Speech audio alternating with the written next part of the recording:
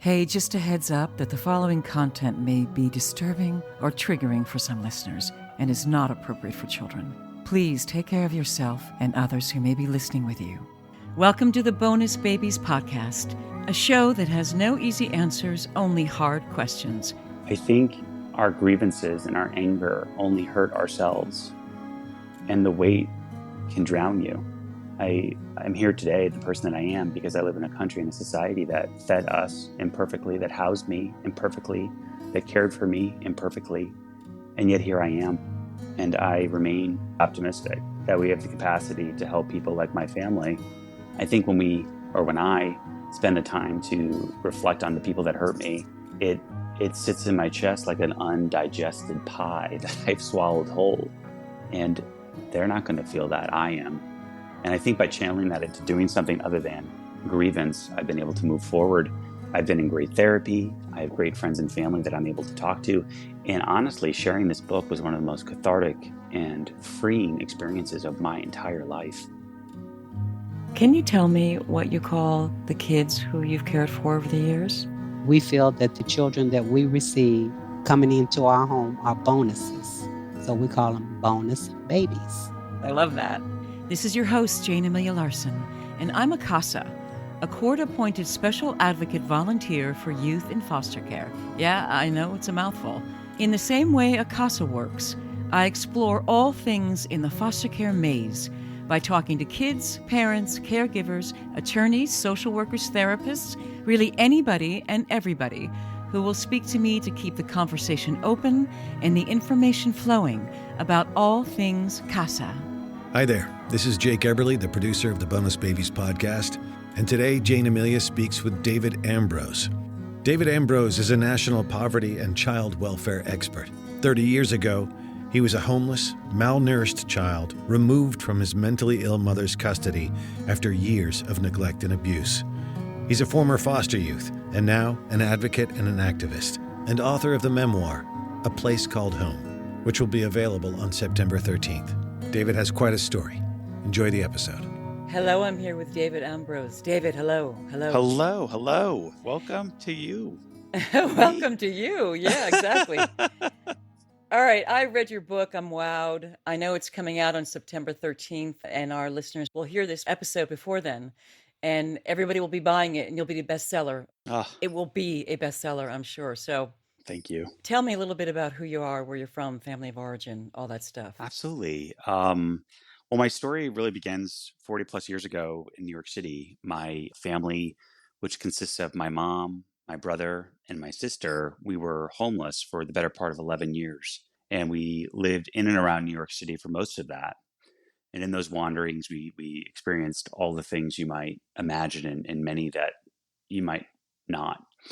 The book opens up with one of my earliest memories, which is a night that my family almost died from exposure and how we survived. And that's really the first 11 years. My mom, suffering from a ongoing and progressive mental illness, was unable to care for us and often violent, which led us later to go into foster care. Right. And what, of course, is amazing about the conundrum of that is that your mother fought for you fiercely, regularly. Yeah. And yet she treated you very, very badly most of the time, didn't she? I think what folks who are listening may have experienced with, because many of us are touched by it, is someone who's suffering from a mental health issue is almost, from my point of view, the equivalent of a disease like cancer. You can't really be mad at them. It's a disease they don't control. And for my mom, she had no control over it. So while she did have violent outbursts and treated us, as you noted, very poorly and was unable to care for us and all of those things, at the end of the day, I love her and I actually care for her today. I think mental health remains something that we don't really deal with commensurate to the issue it is in our society. But I love my mom dearly. She is the reason I think my brother, sister, and I have the lives that we have in terms of not just surviving, but ultimately thriving. 3 siblings, all healthy, all with advanced degrees, all with happy, healthy families. And whatever the origin, it all started with my mom. Yeah, no, I'm particularly struck by the epigraph in your book. Illegimiti non carborabit. Okay, I'm going to say it correctly, okay? Say it for me. Illegitimi non carborundum. Which means what? In my understanding, it's one of the words that meant so much to me when I first read them in Margaret Atwood's The Handmaid's Tale. It means don't let the bastards grind you down. That's right. And you didn't let them grind you down. No, no, I did not. None of them. Okay, so your mom is gravely ill. She's sometimes recovers enough to kind of get you guys on your feet for a moment, but that never lasts. You quickly become adjusted to moving and fleeing and with only the things you could carry, no matter where you were, in what weather, what situation, or anything. And that continued until you were 11 years old. So, was your mom ever treated or diagnosed? You just knew that she was ill, I know that. Yeah. But do you ever remember that was there any kind of process for Yeah, her? my mom had sometimes and infrequent interactions with different mental health providers, which kind of helped us understand, and I was young, that she had a serious issue and it was getting worse. One time she did go away and came back, and it was very unclear to me as a young kid what was going on. But ultimately, we came to understand her mental illness was multiple and overlapping. And if you kind of are at all familiar with seeing homeless people on the streets or people in our shelter system, there is an epidemic of mental health issues that are untreated.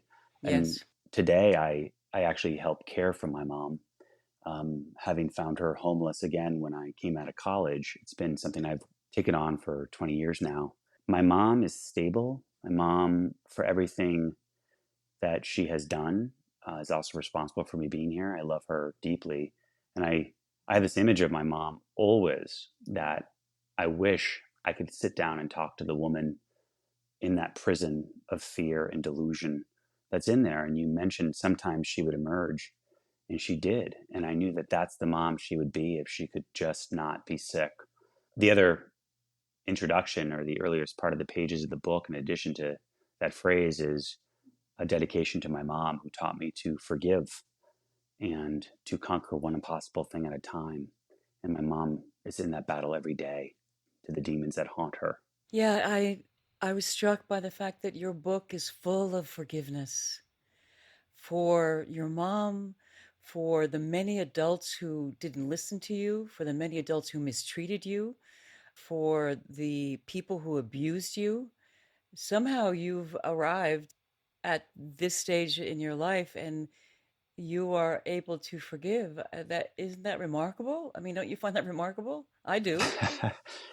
That's beautiful. And thank you for saying that. I think our grievances and our anger only hurt ourselves, and the weight can drown you.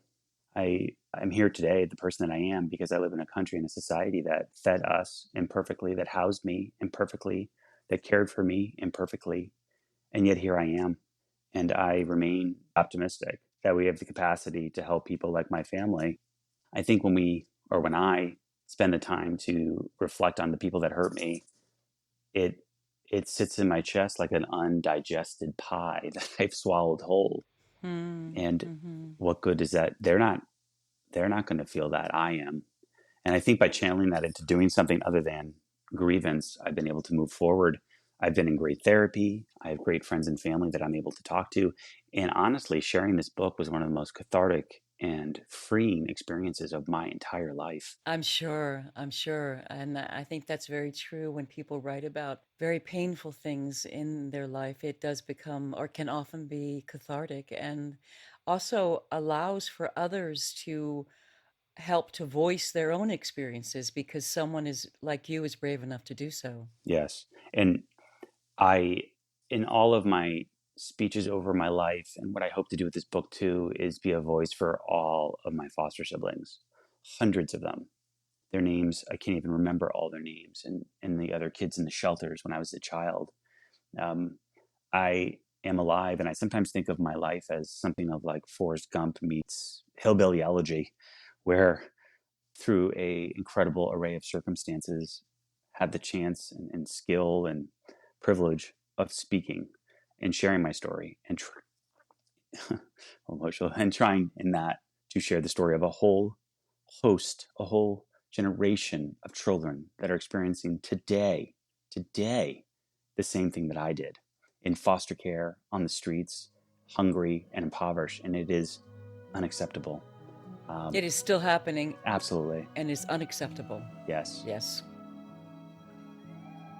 All right, so let me go back then when you were little. So you and your brothers and sisters organized yourselves, and Alex ran away. You helped him to run away, right? Yes, that's correct. Yeah. So tell me about that. So he's the oldest in the family, right?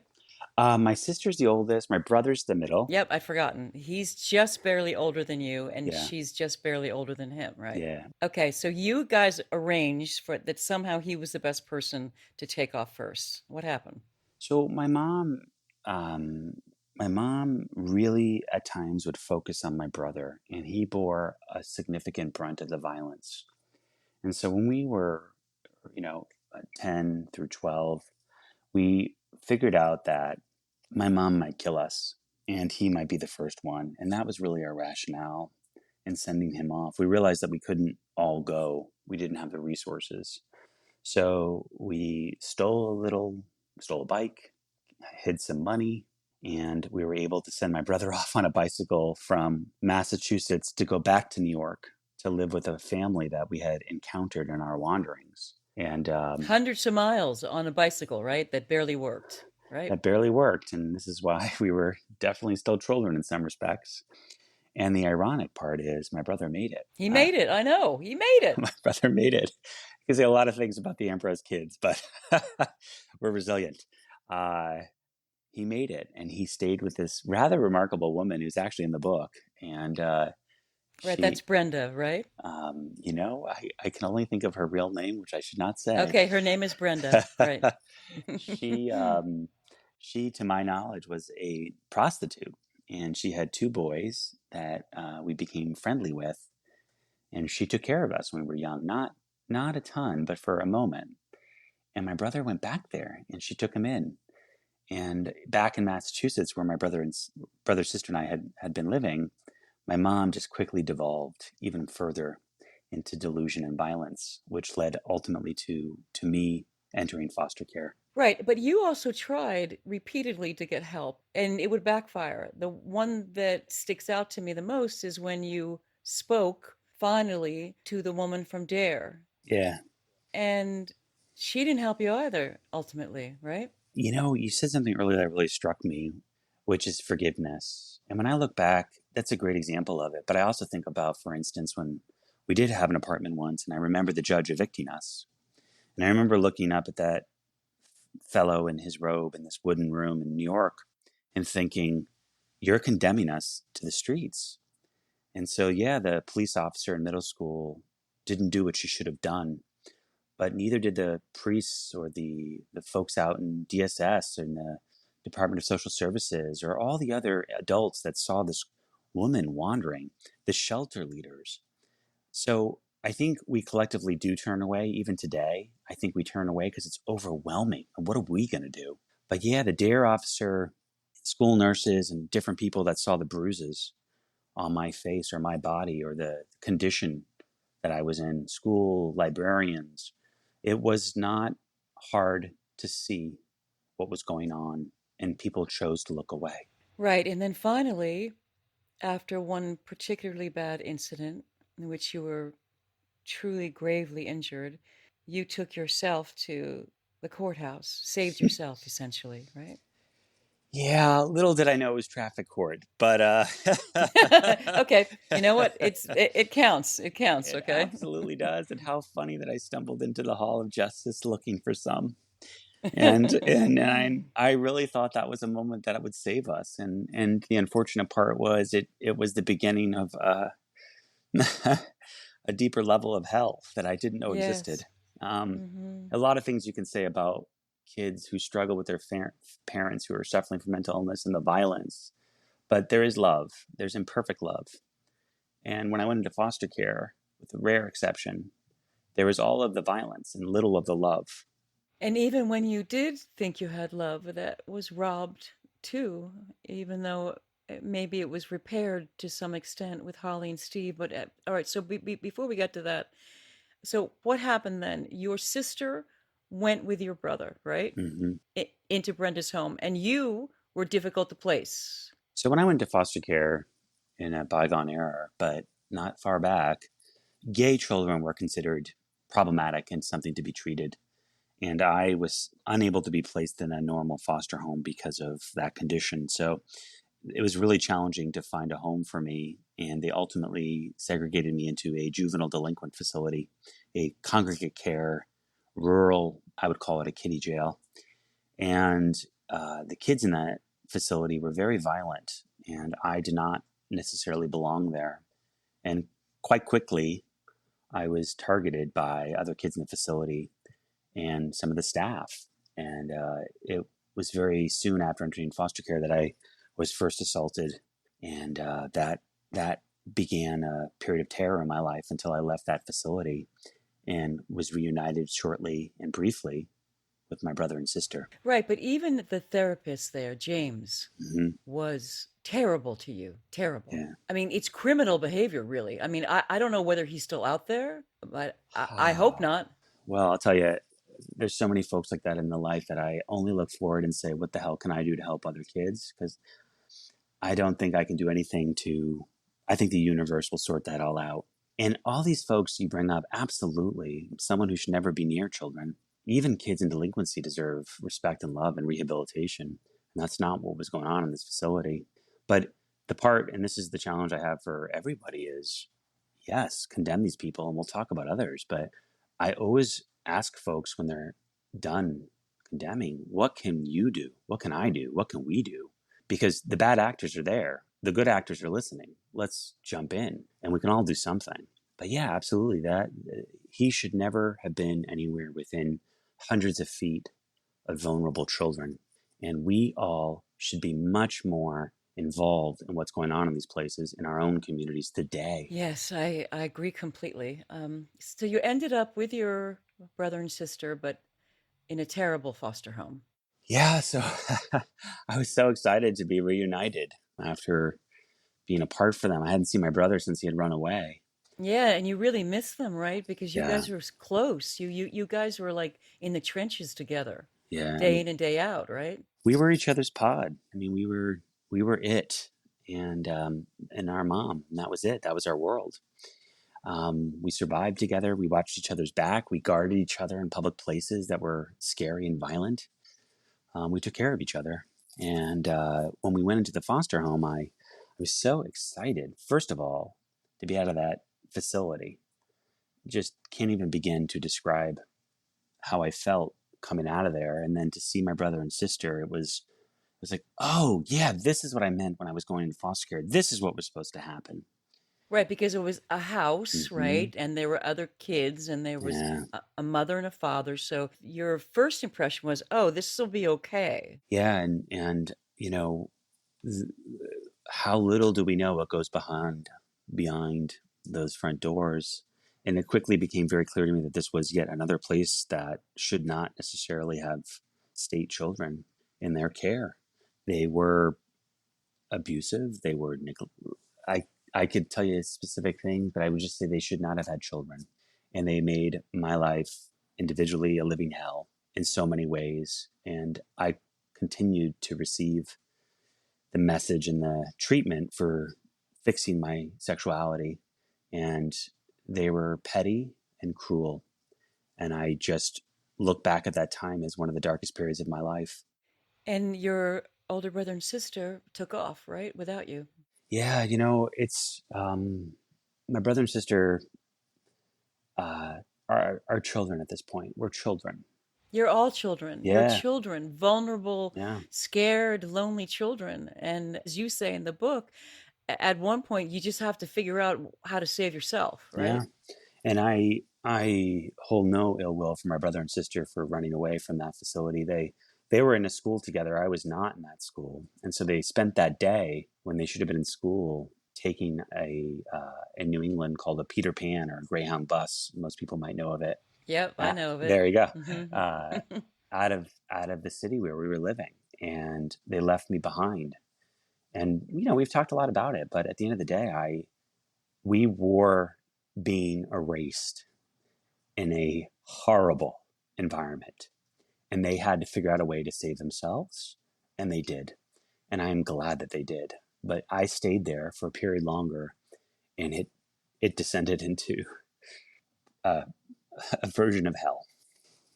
I know this is hard, David, and I appreciate that you're even willing to talk about it like this. And I know that you often speak of your experiences, but that doesn't necessarily make it any easier when something hits you, right? Yeah, I mean, I think, I'm in my 40s, and part of the reason I wrote this book is to move people from empathy to action. Do something, because there's too many kids experiencing what I did. And part of my emotion is this fierce sense of injustice that I had. And I think about kids today going through that.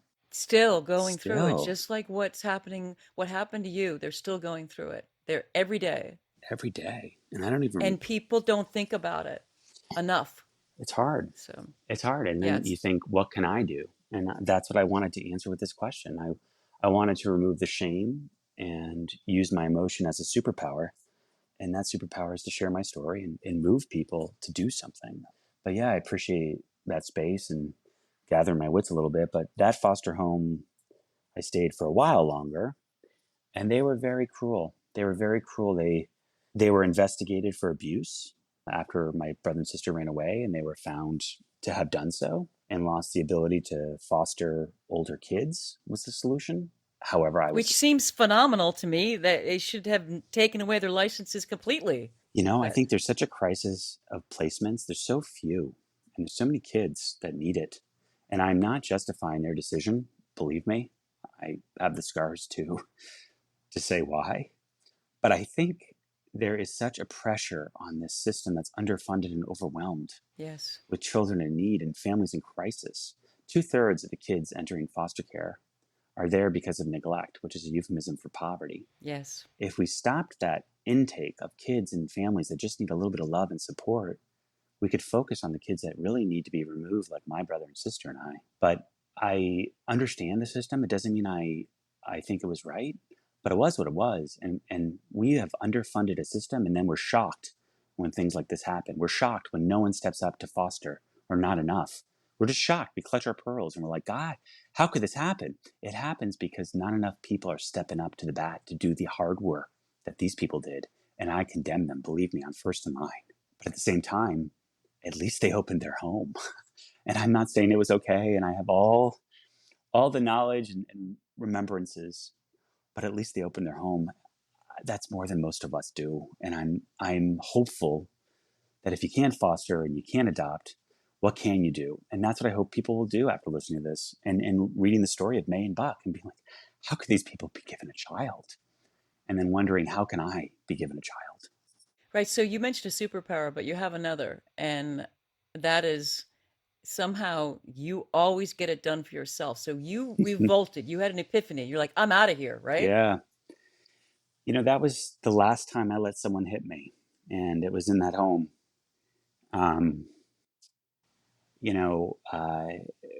Part of the punishment in torture in that placement was I was prevented from basically going to school because they knew that that's what I wanted.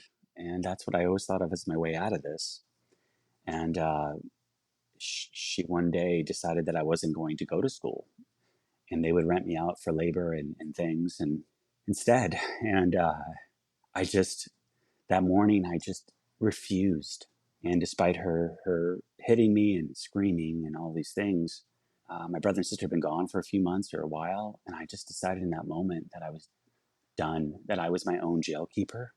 And I was letting myself out, and that I was done with this, all of this. And that didn't mean self-harm. It meant I am done with people having power over me and hurting me. And that self-realization allowed me to take next steps, which then changed the course of my life. Not every kid can do that. We shouldn't expect children to do that. But I've never let anyone hit me since then. And that woman tried, and they tried to erase me, but I remained, and I remained, and I remain today.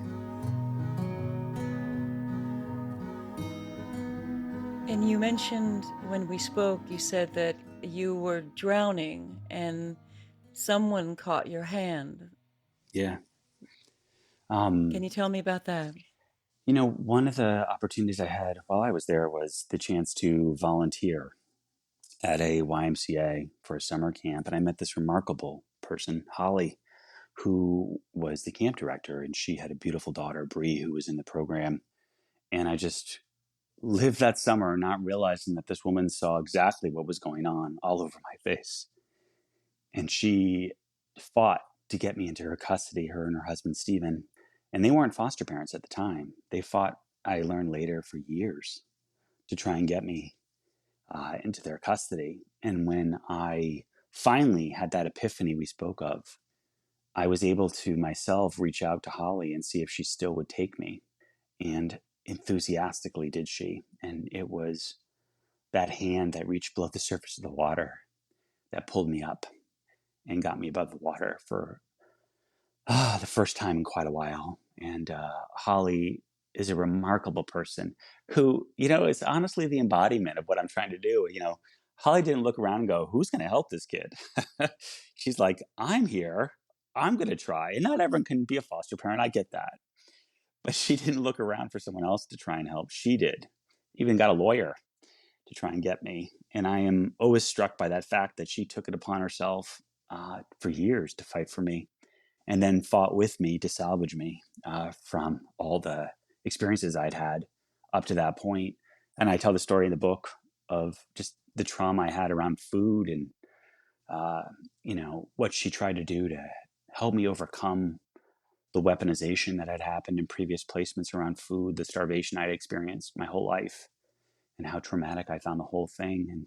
And, she just opened up this bounty in her kitchen. It's like, go, eat whatever you want. And like so many foster kids or so many children who grew up in poverty, like this concept of you open the fridge and there's stuff there. It's like, I think people don't realize how absurd it is, how crazy it seems to me to just be able to reach into the fridge and pull out food and have food be there and the stuff's not spoiled and you don't have to go wait in line and beg. So, she inherited something that was pretty broken and did a lot of loving and got me much further along in a healing process. And all during this time, you never had a CASA, right? I did not have a CASA. I'm a huge fan of CASA. And, in some weird way, Holly was a sort of CASA for a while before she became my foster parent. CASA's... Yeah, it sounds like she was. If you don't mind, CASA's court-appointed special advocate.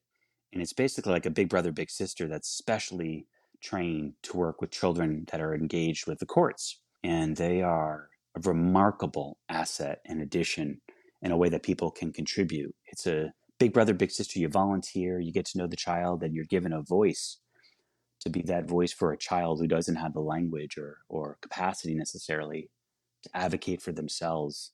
So she, in a weird way, became that person. And as did Stephen, her husband. And they fought for me for many years and supported me and support me today. Their photo, I'm looking at their photo above my desk here of both sisters, their daughters, my sisters, and Holly and Steve. They're just here beneath my other photo, which is of my biological family. And you say very clearly in the book that, it wasn't a perfect family, that stuff happened. You had to learn how to work together. You had to also learn forgiveness. Yeah. And you appreciate that they allowed for that, and you allowed that for them as well.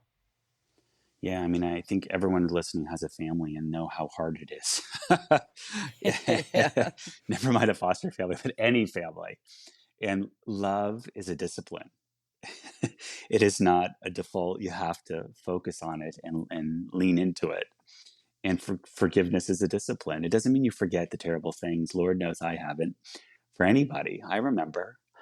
But who does that help? And this beautiful family did everything they could in their skill set and their capability. I went into that home with nothing broken. And I remember I had no clothes. I had nothing. And this was a blue collar family. I mean, they were working class people, and they took me to JCPenney, and I think it was like the first pair of new underwear I'd had in an eon. And it was such a revelation, teaching me to drive. What a crazy thing that was, and how much patience in a Stephen big old had. truck too. Oh Not my just God. Well, that was a form of torture. My foster dad, Stephen, would take me out in his Toyota. It was right after, it was from the era, if folks are listening, remember Datsun, when Toyota used to be Datsun. And it was the first truck after that. So you can imagine it was from 1904, if you will.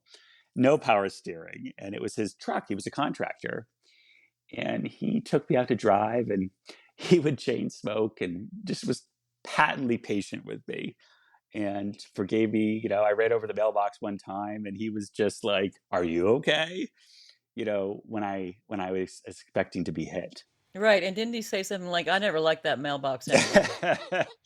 I think good on him, right? But like, what a demonstration of love. I think sometimes men have a hard time showing affection, and he showed love. He knew exactly. I was afraid he was going to hit me, not because he'd ever had, but because that's what people do. That's what I learned. Yeah, that's what you expected. Yeah. And I ran over a damn mailbox in a car. I mean, if there was a moment that I deserved something in my mind at the time, and he wanted to know that I was okay. And then he made a joke, and then he got me back out on the road and made sure that I learned how to drive. That's love. That's family. That's, forgiveness on his part. Kids are, I would say, just 18 years of learning to forgive, right? And he is a beautiful human. I just flash forward as I'm very much in touch with everybody. They're very much supporting me and deeply in my life, this foster family that I had. And you mentioned several social workers in the book, but one main one, Mel. So can you tell me about her and how you feel about her work with you? I think Mel, I had a social worker and a lawyer that I give a lot of credit for. All these folks are, I would say, overwhelmed in the system. They're trying to like bail water out of a boat that's sinking called the foster care system. And we underfund a system when we hack away at the safety net with a machete. So families are over reliant on all these things, and we end up taking their kids in. And then my sister's a social worker now, Jessica. And I asked her, I'm like, what do you do on a day-to-day basis? Like, what's social work to you? And she said, paperwork. All I am allowed to do is paperwork. I have to spend so much of my time. And I look at Mel and I look at my lawyer, Susan, at the time, and I think about all they did for me, imperfect as they were. Mel was one of those people who showed up at the right moment and did just enough. And I truly believe cared about us, but was part of a system that did not give her the resources to focus on us fully. And the thing I always appreciated about her was something I struggled with all the way in my childhood into early adulthood, which was, I am not a child, even though I'm a child at this time. And people would say to me like, oh, now you can be a kid. I had no idea what that meant. No idea. And Mel gave it to me straight. She told me where things were and what I had to do to get what I wanted. Bullshit free. And for that, I am eternally grateful, because it did help me. As I tell the story of the book of getting back into a foster home where I wanted to be. And Mel laid it out. And I would have been so stubborn and unaware, but she helped me understand that. We're friends on Facebook. I know these folks, and I am grateful for the moments they had in my life. You started very early as an advocate, in high school even. You ended up in D.C. lobbying for foster care change. It's pretty amazing. Part of it was, I think kids seek love and affirmation from adults, and we try and find things that give us that. And for me, I was able to be good at something, which was trying to get things to change. And I got recognized for that really at this time period of my life, really for the first time. And I got to go down to DC and work on a bill to support foster kids. And I was given media training and basically given the first real visage into how things are actually done. And that experience changed my life. It gave me a sense of agency, and it helped me understand that I was going to do something like this in my life, not as a hobby, but as part of my core mission.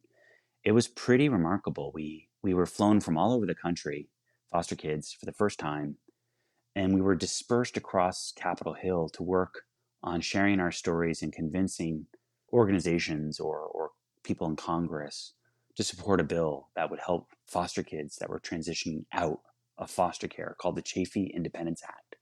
And it passed with bipartisan support, which is hard to imagine today. But it was a remarkable experience that changed my life. And as you said earlier, and this is kind of a motto you seem to live by, it's like you can figure it out. You can change things. We can change things. Figure it out. Yeah. Figure it out. Figure it out. Yeah. My team at Disney, I used to work there, they got me a mug that said "Figure It Out" and a matching t-shirt. Because I say that all the time. We have the power to create the world we want to live in. There's some sort of like learned helplessness that I just don't understand in our country, where we think we can't do big things anymore. But we have the power to create a different world that we want to live in. My life is impossible, and yet here I am. I mean, utterly impossible. And my brother and sister too. And yet here we are, and I own my home. Like, I'm caring for my mother. You know, I have a beautiful life. How impossible is that? We collectively, every time we wake up, we get to collectively decide what kind of world we want to live in. I remember, and this is in the book, I talk about it briefly, but I remember when I was about, I don't know exactly, around 4, I was begging in Grand Central. And up ahead of me in the morning commute, the concourse at Grand Central was so full. And I used to beg there. And this particular morning, up ahead of me, about 4 feet, it just opened up. People were trying to avoid me. They didn't look at me. And then they came behind me. And I remember thinking, oh my gosh, I'm not part of this world. They don't see me. I'm invisible. And that was jarring. And today I think about when I look at homeless people in Los Angeles or anywhere I travel, I look and it's hard. And then I think, what can I do? And this book is part of that, but so is my involvement in my local community. I give you just one example. People in LA are really up in arms around the condition and the state and the number of homeless. And yet when I talk to people, a lot of folks are just, screaming at the mayor. But if you understand it, or even spend a moment, you begin to understand the mayor has almost no power. It's this other body called the Board of Supervisors, and it's a county function. Here we are, educated, smart people living sophisticated lives on TikTok and doing all sorts of things. And yet the issue of our time in our city, we don't understand because we have this selective indifference to it. So instead of complaining, I ask people, I'm like, find out who your supervisor is. Here's a link.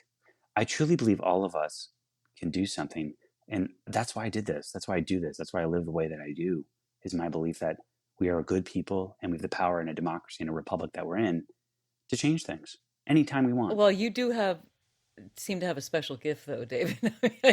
And maybe it's coming from your mom, let's say. When you were a senior in high school, you got yourself to Spain. You arranged the whole thing yourself. I want to say rigged it, right? You could say fraud. We could just say, you know what? Let's call it fraud. That's okay. But you know what? It worked out great. You ended up in school at Vassar. You went to UCLA Law School. Did it all yourself. But you also talk about occasional angels. So tell me about that. Wow. Yeah. So throughout the book, I share stories, and there's so many that had just enough at the right moment to salvage me or my family. And one example, there's a restaurant in New York, New England called Ponderosa. It's an all-you-can-eat. So you pay at the door, and then you go in. And my brother, sister, and I used to sit outside in the parking lot and wait for people to leave, and we'd sneak in and sit at their table. And I remember this one time I thought we were caught, and the manager, I was like, oh no, she didn't see us. The manager's just going to let us pretend to be this family. She doesn't see us. She didn't realize we switched. And she did. And she winked at me. And Wow. and we ate. We ate. And we wouldn't have that night. We wouldn't have eaten. And I don't remember the last time we ate before then. And God knows when we would have eaten after. Holly, Gabriella in Spain. I moved from Holly and Steve's to Spain. And I went there, and Holly began a big project to rebuild this person. And I got started, and then I got to Spain, and I met this northern Spanish woman from the Pyrenees in País Vasco, which is a region in Spain. And she saw me. She saw all of me. And she just leaned in, and loved me relentlessly. And I consider her one. The Corbett, I shouldn't say their name. Another family got us to summer camp. And what an experience to look over the fence and see that there is something on the other side. And that sustained me. I mean, it was not long, but it gave me just enough. And there's so many moments like that when we were given just enough, or we took just enough, and people went along with it. A lot of those moments. And that's what I think about. People ask me all the time, do you give money to homeless people? Which I think is interesting on many levels. And I'll tell you, I never walk by a kid. I know the right answer is to give money and to nonprofits and support right, policy. so they can get services, so that right, so that it's But I can't walk by a kid. I can't walk by a kid because all those people who occasionally gave me $1. So I think about people like Holly or Gabriella or the manager at Ponderosa, these people that intervened, or the family that sent us to summer camp. I don't know that I'd be here. I wouldn't be this person. I don't know that I would have had the wherewithal. I hope I would, but I don't know. The man in that first chapter who let this family die, the first chapter when we're wandering and dying of exposure, this man had the power of life and death over my family to let us in the shelter. And he let us in. He could have made a different decision. He's one of my angels. Yeah, and you certainly didn't belong in that shelter, no. He told you that, but he let you in anyway. He sure did. Yeah. So you talk a lot about hope in the book as well. Hope and joy. You say they live in us. They live in you. Yeah. And that's something that developed for you, or do you think you had that in you when you were little? Gosh, I like to think that I had it in me my whole life. I had a fun life in some respects. I barely went to school, and I lived in New York City and cities like that. And I got to have this adventure, and believe me, there was a bill for that adventure. But nonetheless, I had an adventure. There's a story I don't tell, but they had this program in New York where they would take kids out of shelters and bring them to Catskill Game Farm. And it's a petting zoo. And they gave you these bag of breadcrumbs, and I shoved the breadcrumbs out of the bag into my pocket because I was like, I'm going to eat these later. And then they put you in the petting zoo area, and all these animals came out, these baby animals, sheeps and all these things. And I lied down and I pissed myself because I was so scared, because I had never, ever in my life heard about or seen anything but a rat, a cat, and a dog. Mm-hmm. And all these llamas came out, and they were trying to nibble at my pocket. I thought they were trying to eat me. There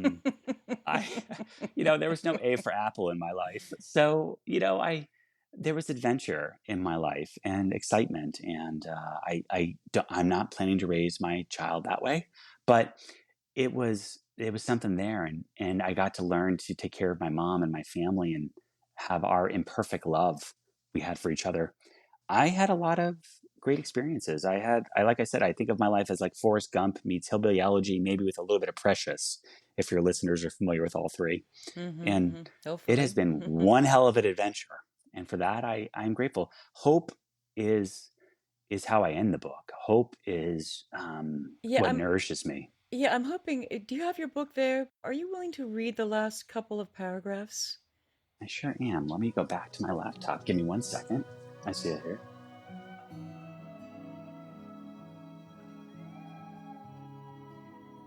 It is hope that has made me brave. Hope that has kept me clawing for the surface when I was drowning, hungry, bruised, torn down, and almost erased. Hope that has preserved my fight and my identity and my soul. Relentless, insanely impossible hope that has gotten me to this chair, on this hillside, with this black gown and awkward cap, my full family behind me and around me. I will drive west infused with that spirit and determination. I am, finally, my whole self. The next morning, I slowly drive my 1994 Chrysler out the stone arch of the main gate and onto Raymond Avenue. Upstate New York is in full bloom. The trees and even the weeds are vibrantly alive. It's a 2,600 miles to Los Angeles, and I am going to law school. Not as a vessel of the trauma that happened to me, but as an out gay man determined to hasten change. Driving down I-95, the sun on my back and spread through my eyes. I think of all my foster siblings and other foster kids whom I met along the way. Their faces flash by in my mind. My heart presses toward them, hoping they've made it out too. My soul holds on to a hope that some have even made it out of... My soul holds on to a hope that some have even made it out of the poverty and violence, that they are all safe and determining their future. Hope should be theirs too. I know that I'm not going to law school for me. I'm going with the determination to help them, to help kids like me off the streets, to make sure they are never put through a system that grinds away hope. This mission gives meaning to everything I have seen and experienced. It will give shape. It will give shape to everything I do. Out of all the darkness, it becomes my home. It's very moving, David, and very beautifully written. Thank you. Are you a foster dad now? Is that what I understand? So much like Holly, I became an accidental. My sister, in her work in Los Angeles as a social worker, would often have me mentor and get to know some of the kids in her caseloads. And those are some of her colleagues, especially those she thought had might be queer or might have high potential. And I would help them along their journey, connecting them to resources or whatever I could do. Some of them I had ongoing mentorship relationships with. And this one young man came in and I just fell in love. He was a child, and he reminded me of myself when I went into foster care at 12. And he was so bright and so wonderful. And I saw through his wit and his intelligence to the pain that I knew very well. And went from mentorship to just he became my son. And he's doing great. He's gone to college. He's at grad school now. He's married. And we do a weekly family phone call, and all of us get together on the video chat on Zoom. Him and his brothers, he has 3 brothers that I work with. They're in my life. I love them. And we all get on the Zoom, and our girlfriends, just a beautiful mix of people that are their family that they have curated, just like I did mine. And we spend time together. I love him so much. He taught me so much. And, I think of the people that shaped me, I think he is one of the biggest architects. I want to ask you one more thing that I ask all my guests, and if you can dig deep for this, and I know you can. What is the one thing that no one would ever know about you unless you told them? I think one thing that people would be probably surprised to learn is I find it incredibly hard to form deep friendships, to be vulnerable with people. And so I quickly will work a room at an event or talk in front of a crowd. But if you ask me to hang out, I find it very daunting. And I think that's a skill I work on every day. And especially now that I've been through very significant therapy and I've done this book and other things, it's something I still work on, which is to be vulnerable in these spaces, to learn to chill and not try and perform. And I think many people in my life would be surprised by that. Yes, because you present as a pretty open, affable, performing kind of guy, right? And I am, but it's that part of, I think, a childhood that teaches you to hang out, to play, that I never got. And that's a muscle that I think it's harder to form the older you get because the circumstances are so different. There's so much responsibility, so many demands on you. And when you're a child, you have the space and the flexibility to learn how to be a friend and to make friends. And in my older age, I have started to do that. I've worked really hard at that. And I have wonderful people in my life that I call my friends, and they are. But that is a skill that is, like yourself, doing the work that you do, despite what you shared. For me, it's the same. I do it and I work very hard at it. And I have people I love that are my friends, but it is something I find daunting. I understand. Is there anything else that you might want to add, David? I think I've said it, but I just want to underline that not everyone listening or that will listen or that will read can foster or adopt. And I'm not asking people to. What I'm asking people to do is to care and to spend a little bit of time figuring out how to deploy that careness to change things. And all of us can do that. I am running a campaign called Donate Your Small Talk, which is just say something interesting about kids. Don't ask someone what they did that weekend. No one really wants to know how your vacation was. Talk about something interesting. Say something interesting about the children that need us to talk about them. I use fun facts. I'm like, hey, did you know Steve Jobs was adopted out of foster care? People are like, what? No. Did you know Willie Nelson was a foster kid or Cher? Really fun facts. Depends on your community. You may want to use either of those or both. Talk about something. That's caring. That's showing that you are doing something. Vote differently. Ask questions. Become a volunteer like a CASA. But I just ask people that are listening to really hear my message, which is I'm sharing the most vulnerable part of my soul to inspire you to do something, not just be entertained or moved, but to take action. And that's the part that I just have so much hope that we as a country and as a people will do. Thank you, David. Thank you very much for that. And thank you for being part of the Bonus Babies podcast and for writing your very important book and for all the work that you do. Really, truly kudos to you. Thank you. I really appreciate it. I'm a huge fan. I'm really grateful to talk to you and to the audience you've created, the family, the community. Thank you. Thank you, David, for sharing your story with us and for your incredible book, A Place Called Home. The foster care system is struggling at the moment, and despite the fact that there are many good foster parents, there are also many bad ones. And it feels like what's most important is to get more good ones into the system so that the bad ones can go by the wayside. Thanks again, David, for being part of the solution. Our next guest is Kendra Jukins. She was adopted at 3 years old, but when her adoptive dad died, her adoptive mother couldn't and wouldn't take care of her. So she was in and out of foster care and therapeutic group homes for all of her adolescent years. She's now the podcaster of Hear Us Yell. So join us next week for Kendra Jukins. Take care and be well.